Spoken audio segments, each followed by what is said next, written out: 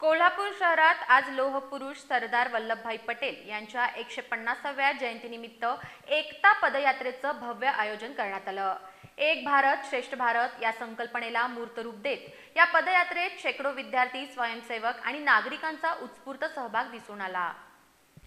कोल्हापूर जिल्हा police parade क्रीडांगणावरून सरदार 150 एकता पदयात्रेचा प्रारंभ upper जिल्हाधिकारी संजय शिंदे यांच्या हस्ते हिरवा झेंडा दाखवून झाला।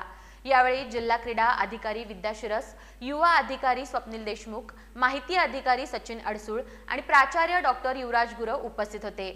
या पदयात्रेत शहरातील शाळा महाविद्यालयांतील विद्यार्थी, NSS, NCC स्वयंसेवक, BSG युनिट्स आणि स्थानिक युवा संघटनांचा मोठा सहभाग होता।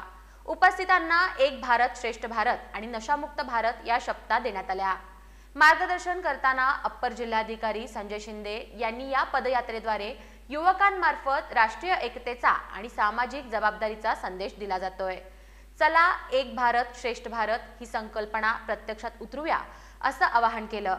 ही पदयात्रा परेड ग्राउंड इथून सुरू होऊन धैर्यप्रसाद चौक, जिल्हाधिकारी कार्यालयामार्गे परत परेड ग्राउंडवर आली।